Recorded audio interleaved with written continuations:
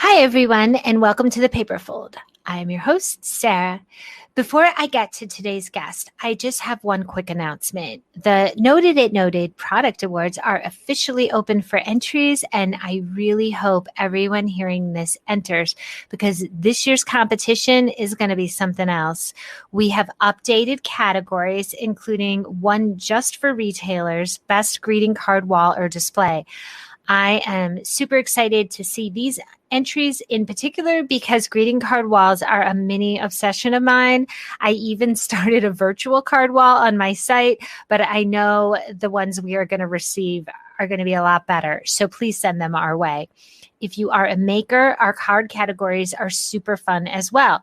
Maybe you have an entry for best tearjerker or best Corona card, and we have added a category just for card maker rookies. Plus, we have an outstanding panel of judges that you want to get your product in front of, period.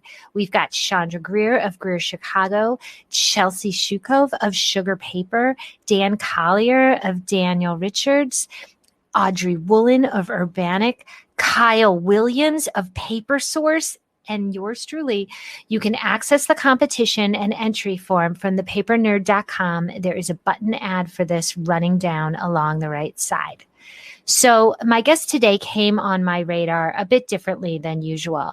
I found Lucia thanks to an Etsy promotional email featuring custom portraits from Lucy Loves Paper. It just happened to arrive just as I was scratching my head over what to get my husband for our 15th anniversary back in November. Her work was so in demand that I felt lucky to snag a portrait. So when Lucia got back to me, I was floored that she knew who I was. Not only that, Lucia had walked New York Now and National Stationery Show in February 2020 in the hopes of launching a wholesale range. Now, to stationery makers who have been plying their trade, usually wholesale as well as retail, for long before Etsy came onto the scene, Etsy is sort of the promised land. Do well there and your brand will prosper. And being among those makers who are featured in Etsy emails and commercials, well, that's like winning the design lottery. So I have a million questions for Lucia about how she got to where she is and where she'd like to go from here. And it's all coming up right after this.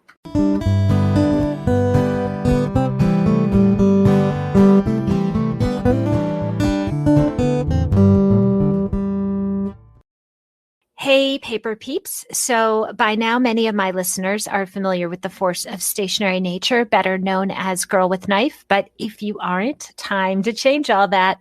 From the first moment I spied her booth at her New York Now trade show debut in 2019, I was smitten with this cutting edge range that the world was calling out for. We all just didn't know it yet. Everything is nimbly collaged to life, slice by careful slice by the talented and exquisite Alicia Castaldi. This stylish collection of cards, journals, and notepads that have sprung to life under this fashionista's exacting knife is sharp, snarky, sleek, and occasionally very sweet, just like that BFF who would love to hear from you right now. For that reason, whenever I get my hands on Girl with Knife merchandise, I hoard it and use it most sparingly. Alicia recently launched Gift Wrap, and if you're already a fan of her range, you're familiar with her patterns and quality, but these super thick sheets elevate any gift from off the rack to atelier. Her recent releases of Midnight Botanical, Rare Creatures, and Chasing Dreams bring the total styles that slay up to 10. And if you're like me and that you fall in love with a range and want to reside in that world, you're in luck. Alicia recently unveiled Knife House, which was one of the few good things I can think of that came out of 2020. That was when Alicia shifted her operation from LA to this newly renovated concept home in Palm Springs. This completely private, walled and gated estate features panoramic mountain views and countless luxe surprises. Take a tour through its magnificent blush pink doors at www.knifehousepalmsprings.com or find it on Instagram at Knifehouse Palm Springs. good luck getting your jaw off the floor as you take in this perfect California adult playground. These glamorous digs are available for photo shoots, film projects, special events, and short-term rentals. But just as importantly, all that exquisite Palm Springs flora and fauna have inspired Alicia's soon-to-be-released journal and notepads. She tells me that they're also expanding into home decor, which I, for one, absolutely can't wait to see.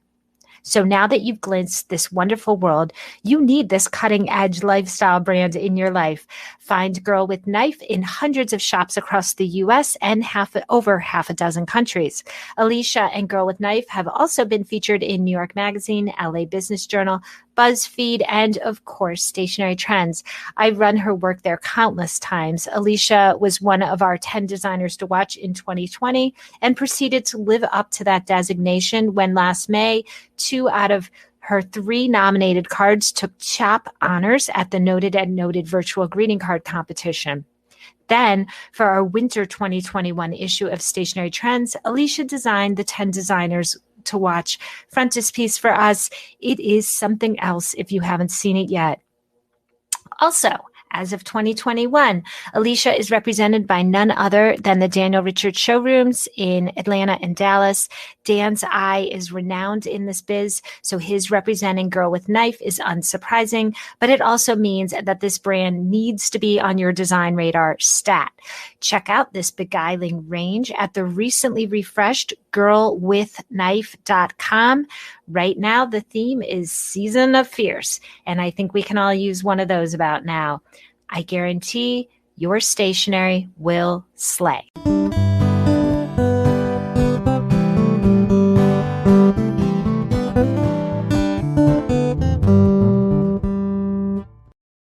I have Lucia in the paper fold today. I am so excited. Welcome, Lucia. Hello. I'm so excited to be here. So my first question to you is, how did you get into portraiture? I would love to hear more about your background. So first of all, I just want to say I was so excited when I saw that you had bought one of my portraits because I've been following Stationery Trends magazine for so long, and you are such like a big authority in the industry. So for me, it was like the ultimate validation. Like Sarah Schwartz bought one of my portraits. Oh my God. Oh my God. I was so excited to find them. I mean, I have to say, the way I found you was in a promotional email from Etsy. One of your portraits was like in a GIF up top, I believe. Yes. And I got it on the right day when I was kind of scratching my head about what to get my husband for our 15th anniversary, which we celebrated in November.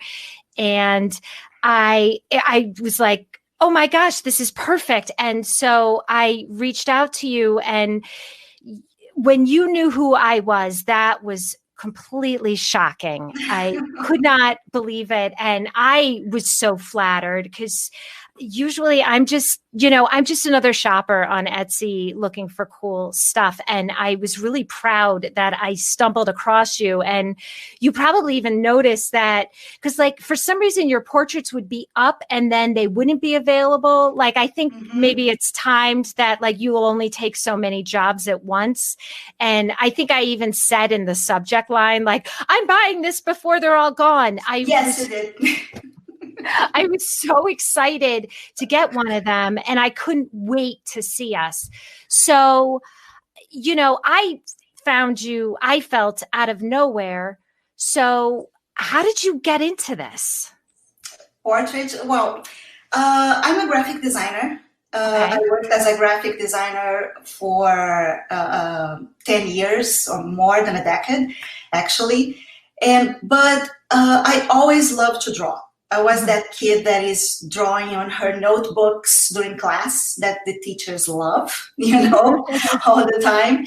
And faces and characters were always my favorite thing to draw. I am that kind of person, that I forget names. I never remember any directions, for anywhere. I'm getting lost all the time, but I never forget a face. And I like to draw them, like to people watch. I like to draw people. So when I had my Etsy shop, I was selling mostly wedding invitations and party invitations. And after a couple of years, I decided to put this skill or obsession with faces and people to work, you know. And then I came up with a wedding invitation that featured portraits of the couple. Right. There were more people doing it at the time already on Etsy and other places. Sure. At one point, you know, everyone was buying invitations from albums, and then it seemed like, you know, maybe 5-10 years ago there was this huge shift to brides buying them online at Etsy, and it just seemed like, to me, as someone who covered the invitation market for a long time, it seemed like there were so many little makers and the creativity was really, really exploding. And so I'm not really surprised that was sort of your bridge in with wedding invitations. I mean, I see them in your shop. They're amazing. I mean, thank you. I love them.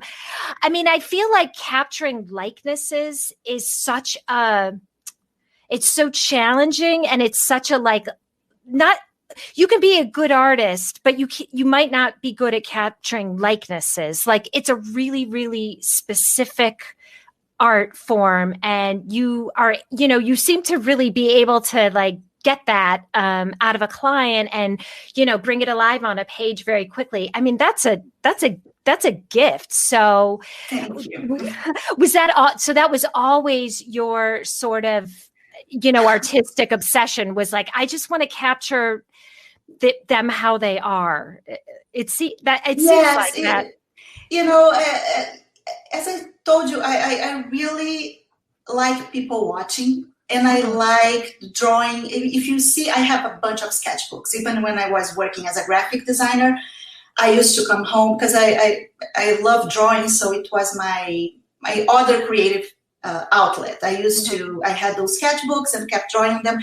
And if you see them, there are a lot of characters and people, a face that I saw that day, you know, and that I remember for some reason. That was different or something, and I did a drawing of it. And I think with time, in the beginning, my portraits were a lot more simple. You know, they just capture the basic likeness, like the hair, if it was curly, the eyes, if they're big or not. But then with time, I started developing more and more this skill, you know, and it's not. In the beginning, I would trace a little bit on top of the picture, but tracing doesn't always give you the likeness. It's not like it would seem like it would give you, but it doesn't. So what I do sometimes, I trace just the basic of the shape and all, and then I move the picture to the side and I keep moving, looking at the picture and the drawing. The picture, do I see this person here? Do I see? And that's why when people send me the reference pictures, they always say, "Oh, am I sending too many? I'm sorry." They're like, I say, no, the more the merrier, because I want to see how this person is, you know? Right. I want to get more than just that picture. I want to see what's do they smile with their eyes? Are they more like a more serious character, more, you know, a more bubbly person? This changes a lot. Right. I couldn't agree with you more. And there is something about a likeness that I think goes beyond the physical features. It's like the essence of a person. So when did you open your Etsy shop? I opened my Etsy shop in 2013. It was a different name at the time. It was From Lucy with Love, which was a cute name, but it was a little long. I noticed that people wouldn't remember it. It's like, with love from Lucy, love. I know there is love and Lucy. I don't remember what it is, 4 words. So I changed it to Lucy Loves Paper a couple of years later. And yes, I started in 2013. As I told you, I was a graphic designer before, and I had just left a job that really left me really burned out. Yeah. You know, Yeah. I think it's a common story, right? Yeah. I mean, I feel like every creative has had, an experience like that where they just, they just leave feeling like totally drained, like you've given everything you have and it just never quite hit the mark. And you're sort of like questioning your own sort of like, why am I doing this? What am I doing? Exactly. What am I looking for? Yeah, I was working for an in-house design agency for a tech company that doesn't exist anymore. It was sold at the time, but it was it's in-house, so it's always the same client, and it was a tech company. So all the colors I saw all day, it was just gray, white, and blue. Always the same design all the time. They were not interested in different ideas at all. I mean, it just wasn't, and it just wasn't a good fit for me. Very corporate, very dog eat dog environment, aggressive. It was a really bad fit for me. But the thing is, it was at the same time, for me at least, it was an easy job. It was, there were like great hours, and I had a small child. Great payment, but I was so unhappy. But I could never quit because it was so convenient. Right. I understand. And so after like 4 years I worked there, the company was going through a rough time, and they laid off like 100 people on one day. And I'll tell you, from these 100 plus people, I must have been the most cheerful, the happiest person sitting on the other side of that desk being laid off that day, because I needed that.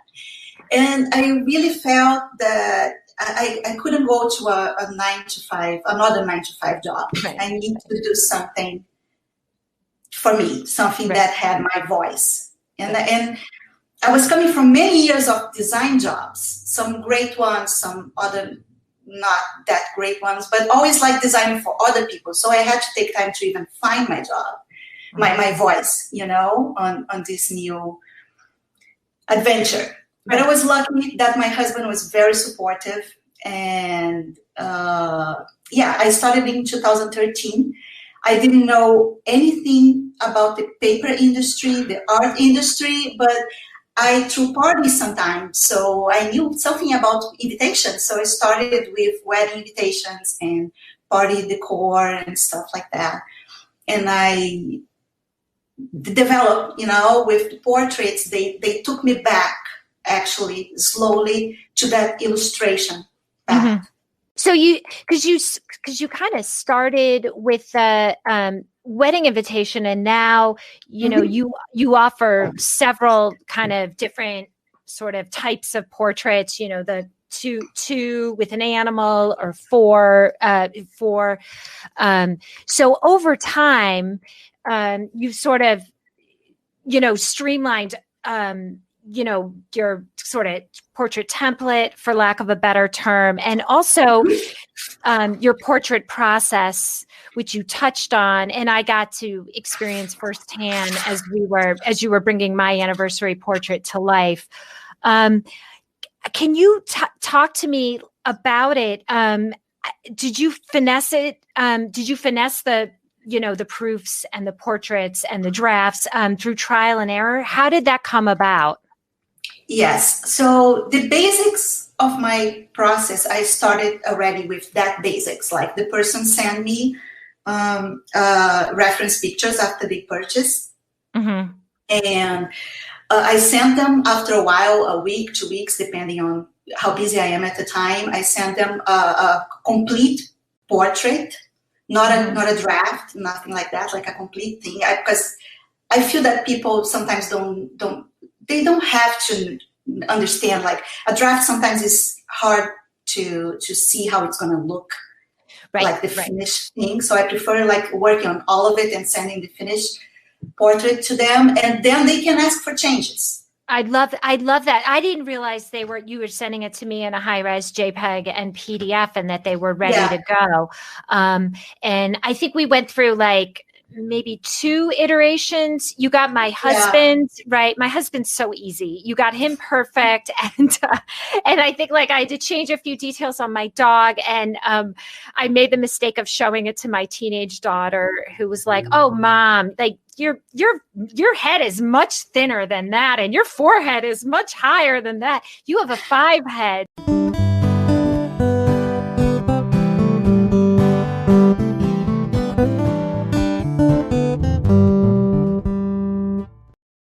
Hey, Paper Peeps. So Kitty Meow Boutique has been a fabulous client of mine for a while now. So hopefully many of my listeners are familiar with not just the dazzling wares from the Chicagoland House of Paper, but also its amazing founder, a force of nature better known as Catherine Hildner. This mom of 2, with another scheduled to arrive soon, has created a most intoxicating stationery range. I define the Kitty Meow aesthetic as polished and very smart. Think of the sharpest outfit you own that you feel like $1 million in, but in stationery form. Everything from typography to envelope choice comes together to pack a most enticing punch. But this range is not just about the surface. It's about honoring those connections with those we care about most. And you'll see once you visit kittymeowboutique.com that the wares are divided into witty and sweet because, as Catherine puts it, sometimes you feel a little saucy and sometimes you don't. But Kitty Meow Boutique is so much more than just another pretty face in the marketplace. The empowering messaging found on her cards, invitations, journals, coasters, art prints, and enamel pins elevates the range into something that makes you feel not just seen, but good about yourself too. Everything is essentially a little lift, visually and emotionally, for not just those you love, but you as well. Not only is Kitty Meow available for your personal shopping needs, it's also available wholesale to all those shops looking for something new with which to excite their customers. She's on Fair. Visit kittymeowboutique.fair.com and get your shop started. Finally, I think what I love about Catherine most is that she is really all about living your best life, as you'll see for yourself beneath the education tab on her site.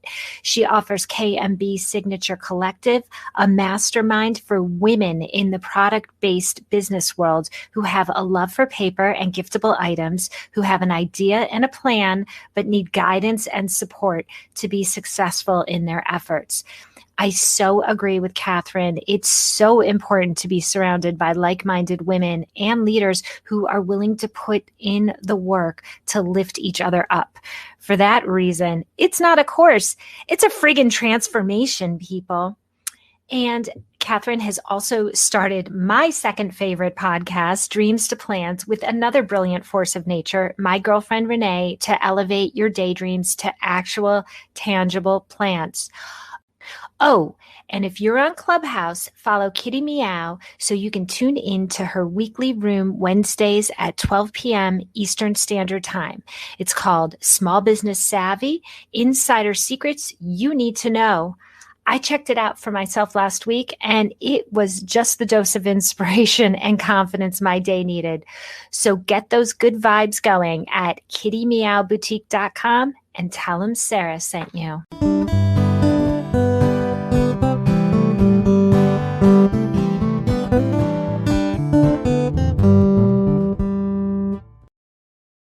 I know I mentioned to you my husband, who he has a good eye. He's like a sports and finance type of guy. He's not like a design person. I mean, the present was almost like more for me than him, but he was like knocked out by it when I showed it to him. He was so excited. He put it on his phone. He put it Alexa clock by our bed. Okay. Like he put it everywhere he could think of to put it. And I was like, wow, I wasn't really expecting that. And usually those places of honor are for our daughter. So I was really excited by it. But, you know, my question for you is with the drafts is, you know, someone could conceivably like keep saying, oh, you didn't get my brows right, you didn't get my whatever right. Like at a certain point, have you had to say like, I think this is as close as it's going to get, and hopefully you're happy with it? I don't think it ever happened. There were times, and I've been doing this for years. Mm-hmm. There were times where I had to do like 5, 6 changes. Sometimes what happens when I see that it's really hard for me to get the person's likeness, to make them happy, I ask them to send more pictures. And it usually solves the problem. Because the problem usually is that picture they sent me, because they are seeing that person all the time, or sometimes it's themselves, so they know their faces. So the picture they sent me doesn't really look like they usually are. There are those pictures that don't really look like you. Right. But they don't know that. They don't see that because they know their face. So they see that face is always recognizable for them. Do you see what I'm saying? Yeah. Oh, I totally understand it. And your point is, well, like I didn't know, the line of your cheekbone because you hadn't sent me a picture, showing, that angle of the face. Exactly. But since they know, if they don't see that line, for example, they already imagine on their head because they know the person has it. You understand? Right. And people don't have to understand this stuff. I think it's up to me to ask them, you know what, I think I need more pictures. And I feel that I need to do that. I feel committed to make the buyers happy in this sense. Sure. Because when they buy it, when I send the first proof, I can't refund or cancel the order because what they are buying from me is my time. And when I send the first proof, I already gave them what they bought, my time as an artist making the portrait. Absolutely. And I can't have it back. So from that point on, I have to do whatever I have to do to make the buyer happy. And I can't remember. There were times when the person said, you know what, I think there were a few times, I think this is close enough, but there were no times where I had to actually, I can't remember any time when I had to say, that's enough. That's good. Etsy is such a nice, warm community for by and large. I'm sure you've spent much more time on the platform than I. It would seem that most people get it. And yeah, when you commission a portrait, you're commissioning your time and artistry and, experience. And most creatives get that. There was one time on this holiday that I sent the proof, and it was like the most, the answer was like, oh my God, can I have my money back? Because it doesn't look like him at all. And then, oh my God, how do I tell him that and then I said, I'm sorry, I can't give your money back because the work is done, but I want to make it, I want to make you happy. I want to give you what you want. Can you please send me more pictures of this person? And I'm sure I can get him the way, and I think the clothing he had just gave me a description kind of the era that he wanted. And then I look for references, but it wasn't exactly what he was imagining. Can you send me pictures of the clothing and the other pictures of this person? As many pictures as you want, doesn't matter. And I'm sure I can get, I can make him look like him. And then on the second proof that I sent him, he's like, it's perfect. It's perfect. Thank you so much. That's not bad. I mean, you turned him around and made him, a happy customer. You did what you had to do. I mean, you make it clear on your page that once you buy it, there's no refunds. And so. And I know it's expensive. It's a very personal purchase. It's something that really, I feel that I have to make the customer happy. It's my side of the bargain. Sure. Yeah, absolutely. And most customers, are very easy to be, they're very easy to please. They know what they're getting, but there's always that squeaky wheel, that's not one that needs a little more work. Yeah, I think I was lucky so far. That's good. Well, I think a lot of it, I'm guessing a lot of your clientele might now be finding you how I found you, which is the fact that you've been featured in a few Etsy promotions. I received that email that I mentioned that highlighted you up top, and then there is an Etsy ad on television that I saw. That's one couple that you featured on your page. The guys they're very distinctive looking. The woman has sort of dark hair. The guy's blonde and he wears a cowboy hat. And in this Etsy ad, apparently they've bought a personalized portrait from almost everyone they can on Etsy. And the ad is like their living room with them sitting there. And then it sort of scans all their portraits, and yours is, prominently featured. And it was really exciting to see. I happened to be walking by the TV when my husband was watching a football game, which I usually 100% ignore. And I was like, stop, look. And it's the first time I've ever said that in 15 years of marriage when he has sports on. that ad, the lady who did our portraits in that ad. And so, we paused it and watched it and had a good laugh. How many promotions have you been on Etsy, and what role have they played in your business? So I don't know exactly how many, but I was featured a few times throughout the years. Mm-hmm. And it was, every time I was featured, I always would see like a bump on sales and, exposure. But this email that you saw, mm-hmm. with the portrait on top, it was a little video that I had made actually for my Instagram account. Mm-hmm, mm-hmm. And, just a little animation, like with the portraits, some of the ones that I had made, mm-hmm. flipping. Mm-hmm, mm-hmm. And they were also experimenting with video on their listings. And so I had added to the listing, and they added that video on the top of the email. That email was like a game changer. You have no idea. Really? Yes. Wow. I woke up, they told me, we're going to feature you on one of our emails. I was gonna ask you about that. Like, do they tell you? Yes. Have they always tell you before? And how much of a heads up do they give you? A few days, a week? I think they told me, they're pretty good about that. I think they told me that like a couple of weeks before. Okay. But they didn't tell me exactly the day that it was. They were saying, we're planning on featuring you on this email to buyers, and this usually. You might see an increase in sales and visitors, and also be ready. And they had done it before.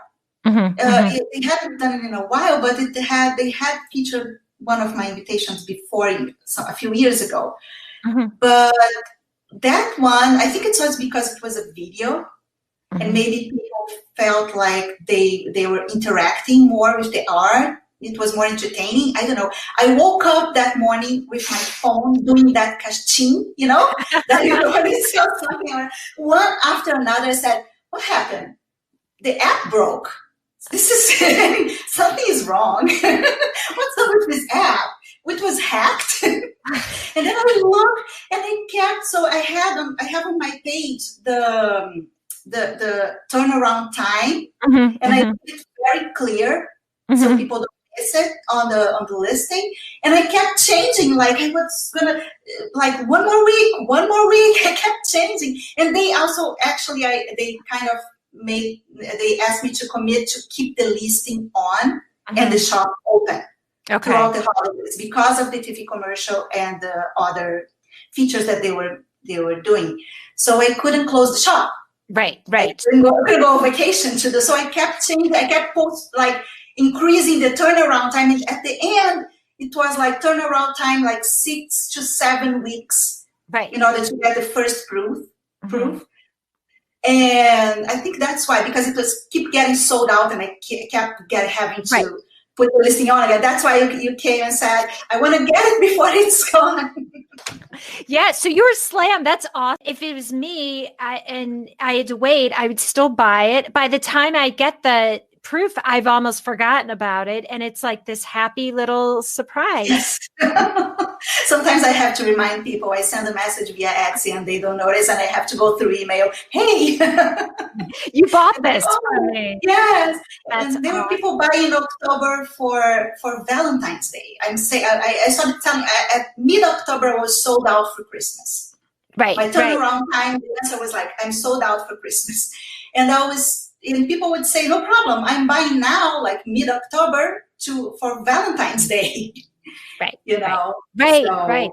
Frankly, it builds excitement and just makes your product seem, more covetable. So, it's really I think it's a win-win. And and to be honest, when I ordered mine, so our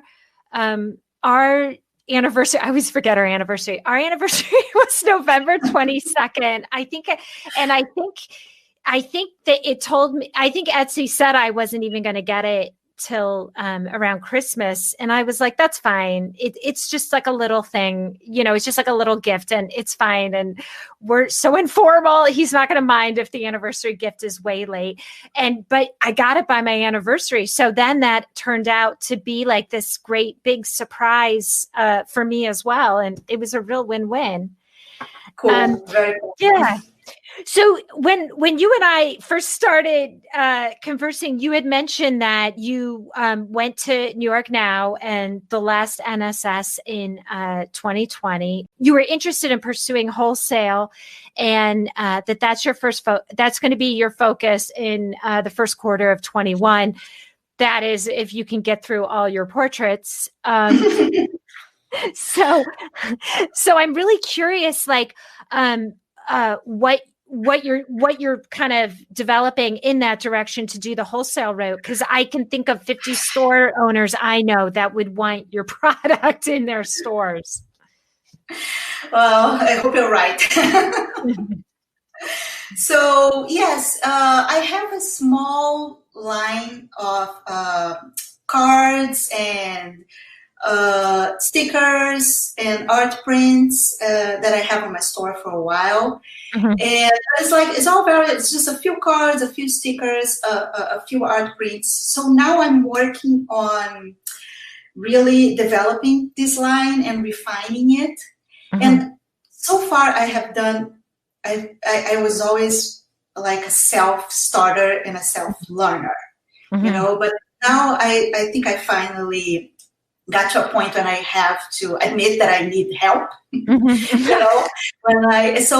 I signed in. I'm starting some classes about like the stationery industry, mm-hmm. and wholesale. One of them I think you might know is okay if I. Yeah, absolutely. Please share. Katie Hunt. I think you were on the speakers on her paper camp today.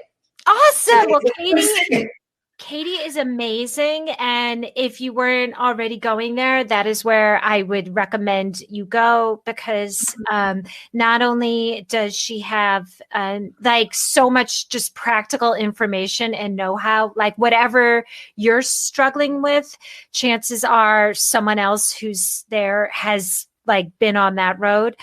But the camaraderie and it's like such an amazing community, and they will love you and you will be welcomed with open arms, and you will get a lot out of it, and it'll be awesome. Yes. Do you foresee, of course, you're still developing your wholesale plans. I'm always curious, do you foresee trying to introduce like a portrait element into your wholesale, where you'll work with retailers to do custom work for their clients? Well, I wasn't thinking about that. That's a good idea. If I can make it work. Yeah, I don't know. I don't know if it could. I know a lot of retailers would, love that. And I've seen stores, they'll bring in like a silhouette artist, maybe this is something, once people are shopping again and in stores, like maybe this is something that you could come in and spend an afternoon and, with appointments with their customers and, generate product, I mean, there's a lot of different ways it can go. It's a little different than wholesaling, a ready ready to wear line, for lack of a better term. But looking through your site, I mean, I see your stickers and your prints, and I mean, they're adorable. I mean, they're still very distinctive, even without the, the custom personalized element. So I can see that succeeding as well. Yeah, what I want to try to do now, it's like refine this line, expand a little on some of the products, maybe the cards. And you can see I still, even if I don't do portraits, I really like to draw characters. Yeah. And almost everything I do has a face. Yeah. Even my flower pots have a face. And yeah, so I know that I'll still going on this path in some way. Right, right. Yeah, I mean, you'll see. I mean, who knows? I mean, a store might take you on and say, you know what? I really want you to do like a little drawing of me in my shop, and then it becomes part of their branding, or, they promote, like, there's a lot of different ways. There's a lot of different paths you can take. And I think there's a lot of different ways you'll be able to partner with retailers that really, help both your brands flourish. Yeah, that'll be interesting. Don't discontinue your portraits until I can order a few more. No, I'm not. I have no plans of stopping. What I want to do actually is do both. I might limit, if the wholesale and retail grow, I might limit the quantity of portraits that I do like each month. Right. But I don't want to stop. I love doing it. I love it. They're so much fun. And even just going to the page, I really recommend that listeners check out her shop and go to her page and look at her little video. Like, you see the different people's characters. I mean, she did one where like the husband and wife are holding bunnies. There's one where they're both Trekkies. They're both like in Star Trek. I mean, like, it's just so wild. Like, whatever your thing is, Lucia can bring it to life to hang on your wall. With all that being said, and unfortunately, so much is up in the air. I know California is in the news today, the day we're recording, where they're talking about how they might lift the stay-at-home order, which I don't know. So, with all that being said, I don't know how, but yeah. What is going on? Ideally, where would you like Lucia Loves Paper to be at the close of 21? Well, I would like to be vaccinating, going to the movies, vaccinated, to those. If they want to give me 3 doses, I'm taking them, but Lucy Loves Paper, I expect it to be still doing my custom portraits. I'm still doing custom portraits for the holidays for next year, but I would like to see some of my products next holiday season on some retail shelves, hopefully if they are open, or even online retailers, and if everything it's still standing. Yeah, exactly. Well, hopefully, I cannot thank you enough for coming by the Paper Fold, and thank you. Thank you. And hopefully our paths will cross in real life this year. Oh, hopefully. Thank you. Thank you so much for having me.